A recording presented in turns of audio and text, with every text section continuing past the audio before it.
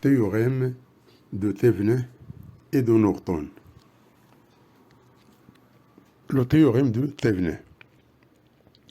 Le théorème de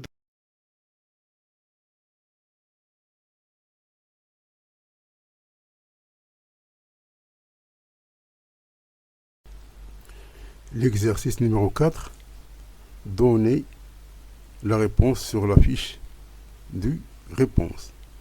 Un corps C de masse petit m égale 320 kg, de centre d'inertie grand G, est accroché à l'extrémité d'un ressort de masse négligeable et de constante de Rieder K est égal à 19,73 newtons par mètre. L'axe du ressort est vertical et l'autre extrémité du ressort est fixée à un support fixe. La question 1 détermine l'allongement delta L0 du ressort à l'équilibre. La question 2, par la suite, on prendra la position d'équilibre, c'est-à-dire le point O, au centre d'inertie G, comme origine d'un axe OX, vertical orienté vers le bas. On déplace le corps C vers le bas d'une distance grand A est égale à 3 cm. Puis on le lâche sans vitesse initiale à l'instant T égale à 0. La question A, calculer numériquement la période T des oscillations.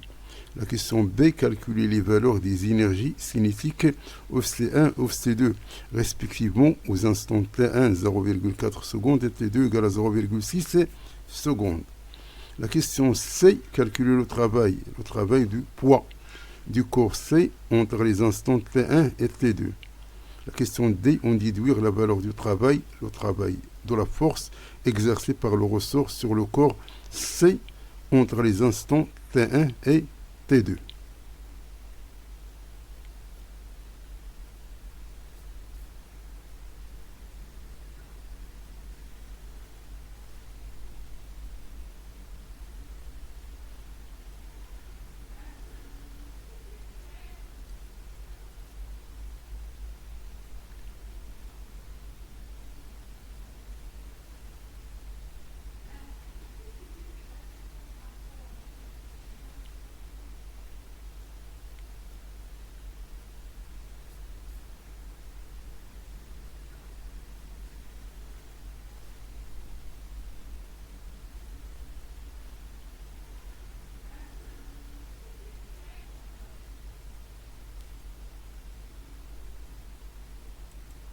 Donc l'exercice 4, c'est un oscillateur qui est vertical. Donc on a les données ici. Donc pour trouver l'allongement à l'équilibre, on a donc mg est égal à k delta 0. Donc delta L est égal à mg sur k. Donc tout ce calcul fait donne delta L est égal à 16,2 cm. Donc oscillation autour de l'équilibre. Donc la question A, la période c'est 2pi racine de m sur k. Donc tout ce calcul fait dans 0,8 secondes.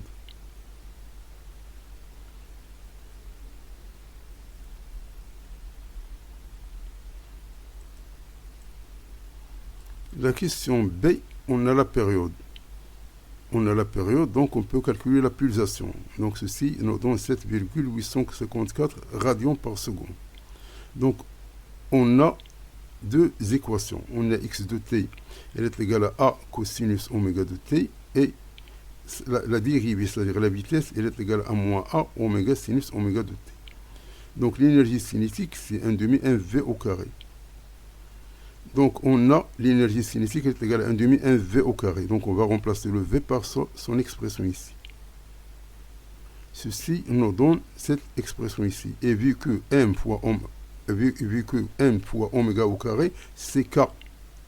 Car oméga au carré, elle est égale à k sur m. Donc on a cette expression ici. Or, 1 demi k au carré, elle est égale à cette expression ici.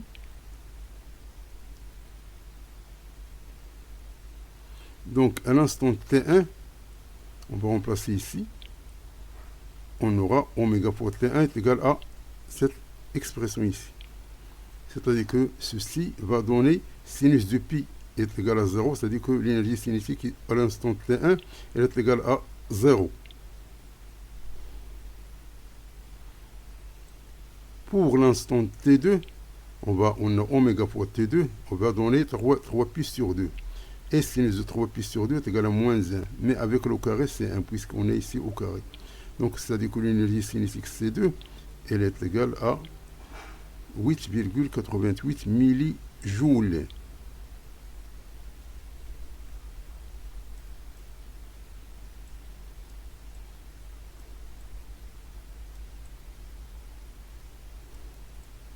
Le travail entre les instants T1 et T2.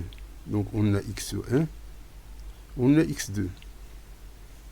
Puisqu'ici, oméga T1 il est égal à pi et oméga T2 est égal à 3 pi sur 2. Donc ça c'est égal à 0, ça est égal à moins 0,03 mètres. Donc delta Z c'est la différence. Donc le travail c'est moins mg fois delta Z, donc il est égal à moins 96 millijoules.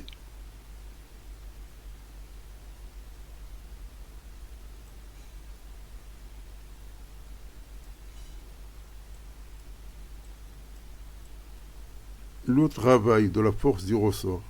Donc par application du théorème de l'énergie cinétique, on a delta EC égale au travail de P plus le travail du ressort. Donc le travail du ressort est égal à delta EC moins OP. Donc on a ça, donc on va trouver que elle à peu près est égale à 105 millijoules.